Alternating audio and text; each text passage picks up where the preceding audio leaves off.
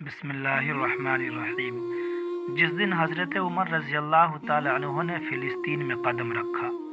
دوستو، فلسطین و بیت المقدس کی زمین پر آج بھی 30,000 سے زیادہ نبیوں کی قبریں بنی ہوئی ہے اور اکثر نبی اسی زمین کے آس پاس آتے رہے ہیں۔ بیت المقدس کی مسجد کو حضرت سلیمان علیہ السلام نے جناتوں کے ذریعے بنوایا تھا، اور ہمیشہ سے اس زمین پر کبھی یہودیوں نے قبضہ جمانے کی کوشش کی تو کبھی عیسائیوں نے۔ اسلام آنے سے پہلے یہی دونوں قومیں بیت المقدس کے لیے آپس میں لڑتی آ رہی تھی۔ یہاں فلسطین میں جب کوئی یہودی بادشاہ بنتا تو بیت المقدس کے آس پاس بسنے والے سارے عیسائیوں کو قتل کر دیتا، اور جب کوئی عیسائی بادشاہ بنتا تو بیت المقدس کے آس پاس بسنے والے سبھی یہودیوں کو قتل کر دیتا۔ صدیوں سے یہی ہوتا چلا رہا تھا۔ جب حضور دنیا میں تشریف لائے اور لوگوں کو اسلام کی دعوت دی تو آگے چل کر مدینہ میں ایک اسلامی حکومت کی بنیاد رکھی گئی، اور پھر دھیرے دھیرے آس پاس کے سبھی علاقے اسلامی حکومت میں شامل ہوتے چلے گئے، یہاں تک کہ حضرت عمر کی حکومت کے زمانے میں بیت المقدس بھی فتح ہو کر مسلمانوں کے ہاتھوں میں آ گیا۔ حضرت عمر رضی اللہ تعالیٰ عنہ نے مشہور صحابی حضرت ابو عبیدہ بن جراح کو ایک بڑا لشکر دے کر مصر کی طرف بھیجا تاکہ ان علاقوں کو فتح کر کے اسلامی حکومت میں شامل کر سکے۔ حضرت ابو عبیدہ نے بہت سی جنگیں لڑ کر مصر و یمن میں آس پاس کے سبھی علاقوں کو فتح کر لیا۔ اب آخر میں بیت المقدس ہی بچا تھا تو حضرت ابو عبیدہ نے آ کر اپنی فوج کے ساتھ فلسطین پر بھی چڑھائی کی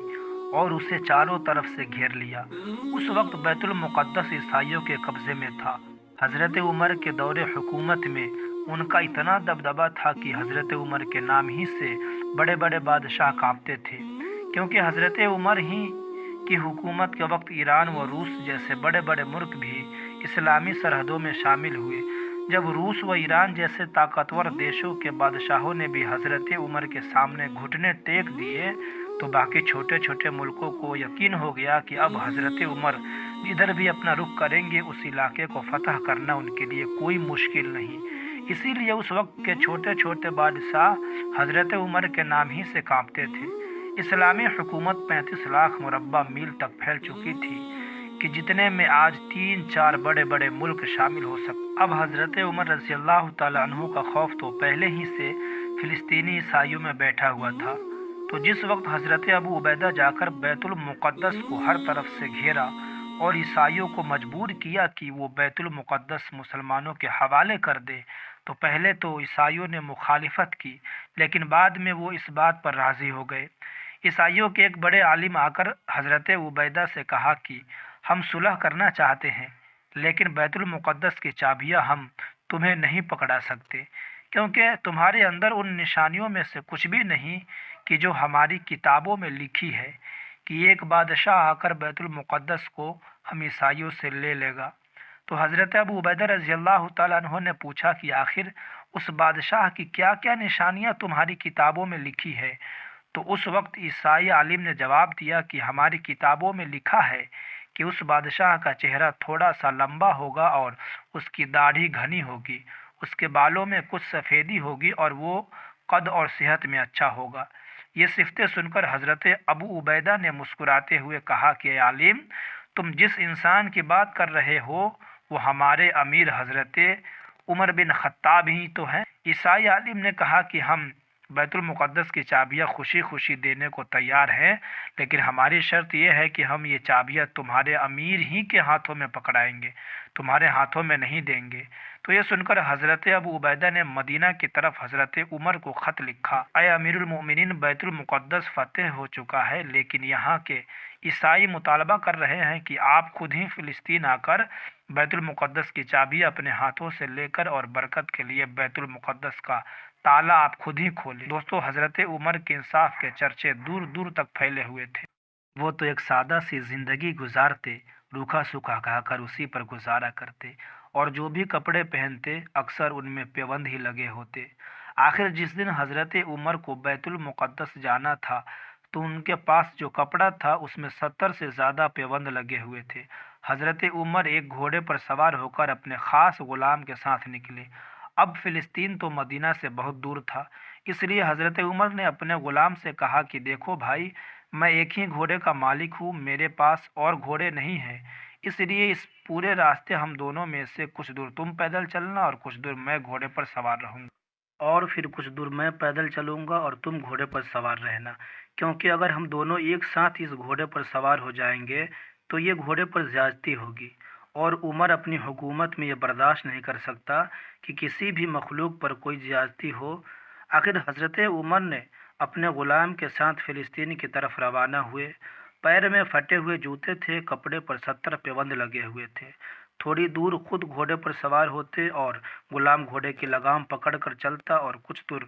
غلام کو گھوڑے پر سوار کرتے اور خود اس کی لگام پکڑ کر چلتے۔ کئی دنوں کے سفر کے بعد یہ دونوں حضرت فلسطین کے قریب پہنچے،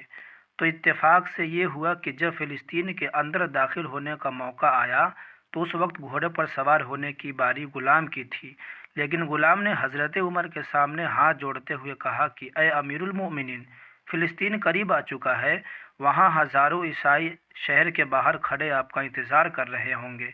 اس لیے میں اپنی باری چھوڑتا ہوں تاکہ آپ گھوڑے پر سوار ہو کر شان و شوکت سے ساتھ فلسطین میں داخل ہو جائیں۔ لیکن حضرت عمر نے کہا یہ ناانصافی ہے، جب باری تمہاری گھوڑے پر بیٹھنے کی ہے تو تم ہی بیٹھو، اور آخر مجبور ہو کر غلام کو گھوڑے پر بیٹھنا ہی پڑا۔ حضرت عمر نے گھوڑے کی لگام پکڑی اور فلسطین شہر میں داخل ہو گئے۔ عیسائی جھنڈ کے جھنڈ بنا کر شہر کے باہر کھڑے تھے کہ آج ہم اس خلیفہ کو دیکھیں گے کہ جس کے نام سے ایران و روم کی حکومتیں بھی کانپتی تھیں۔ لیکن دوستو، آج وہ خلیفہ اسی حالت میں فلسطین میں داخل ہوا کہ اس نے اپنے غلام کو گھوڑے پر سوار کر کے خود اس کی لگام پکڑے پیدل چلتا آ رہا ہے۔ فلسطین میں داخل ہونے سے پہلے ایک نہر پڑتی تھی کہ جس میں اتر کر دوسری طرف جانا ہوتا تھا، تو حضرت عمر رضی اللہ عنہ نے غلام کو گھوڑے پر ہی سوار رکھا اور خود اپنے پھٹے جوتے اتار کر اپنے ہاتھوں میں لے لیے، اپنے چمڑے کے پرانے موزے اپنے کندھے پر ڈال لیے اور پھر گھوڑے کی لگام پکڑ کر نہر پار کرنے لگے۔ حضرت ابو عبیدہ نے جب یہ منظر دیکھا تو جلدی سے حضرت عمر سے آ کر کہنے لگے، کہا کہ اے امیر المؤمنین، آپ یہ کیا کر رہے ہیں؟ آپ نے اپنے موزے کندھے پر ڈال رکھے ہیں اور اپنے جوتے ہاتھ میں پکڑ رکھے ہیں، آپ تو اس وقت دنیا کی سب سے بڑی حکومت کے بادشاہ ہیں، اگر آپ ایسا کریں گے تو ان عیسائیوں پر کیا اثر پڑے گا؟ تو حضرت عمر نے غصے میں زمین سے کچھ کنکریاں اٹھا کر حضرت ابو عبیدہ پر ماری اور کہا کہ تمہیں شرم نہیں آتی کہ ابھی حضور کی وفات کو کچھ ہی دن گزرے ہیں اور تم دنیا کی رنگینیوں میں کھیلنے لگے ہو؟ پھر حضرت عمر بیت المقدس میں پہنچے، عیسائیوں سے چابی لے کر خود ہی مسجد کا دروازہ کھولا اور ممبر پر چڑھ کر ایسا اثر انداز خطبہ دیا کہ جسے سن کر سبھی کی آنکھوں میں آنسو بھر آئے۔ عیسائیوں کے سب سے بڑے عالم نے آ کر حضرت عمر سے کہا کہ اے امیر المؤمنین، اگر آپ اپنے شان و شوکت کے ساتھ ہمارے شہر میں آتے تو ہم صرف آپ کو چابیاں دے کر الگ ہٹ جاتے، لیکن آج آپ کا اپنے غلام کے ساتھ انصاف دیکھ کر ہم اتنا آپ سے متاثر ہوئے کہ ہم سب کلمہ پڑھ کر مسلمان ہوتے ہیں، اور پھر اسی وقت فلسطین کے سارے عیسائی نے اسلام قبول کر لیا۔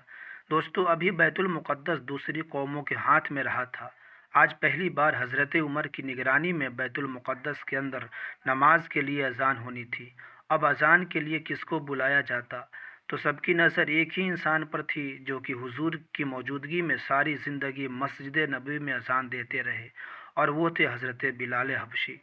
حضور کی وفات کے بعد بلال نے قسم کھائی تھی کہ اب میں ساری زندگی کبھی اذان نہیں دوں گا، کیونکہ جب بھی وہ اذان دینے کے لیے کھڑے ہوتے تو حضور کو اس قدر یاد کرتے کہ ان کا رو رو کر برا حال ہو جاتا، اور صحابہ کرام بھی حضور کی اس جدائی کو برداشت نہ کر پاتے۔ لیکن جب بیت المقدس فتح ہوا تو حضرت عمر نے بلال حبشی کو پاس بلا کر کہا کہ اے بلال، جاؤ اور ممبر پر کھڑے ہو کر رسول کے زمانے والی اذان دو۔ حضرت عمر کے حکم پر بلال حبشی مجبور ہو گئے، اور پھر انہوں نے ممبر پر کھڑے ہو کر جیسے ہی اللہ اکبر کی صدا بلند کی تو حضور کو یاد کر کے صحابہ کرام کے رونے کی آوازیں ہر طرف گونجنے لگی، اور ایسا لگ رہا تھا جیسے دل پھٹ کر منہ کو آ جائے گا۔ حضرت عمر کا رو رو کر برا حال ہو گیا، اور پھر کھڑے ہو کر خطبہ دیا کہ اے لوگو، بچپن میں میرا باپ خطاب مجھے اس بات پر مارتا تھا کہ میں بکریاں سنبھال نہیں پاتا تھا، اور میرا باپ مجھے طعنہ دیتا تھا کہ عمر تو زندگی میں کیا کر پائے گا، تجھے تو کچھ بکریاں بھی نہیں سنبھالی جاتی، لیکن آج رسول کی غلامی نے عمر کو اتنی بڑی حکومت کا بادشاہ بنا دیا ہے۔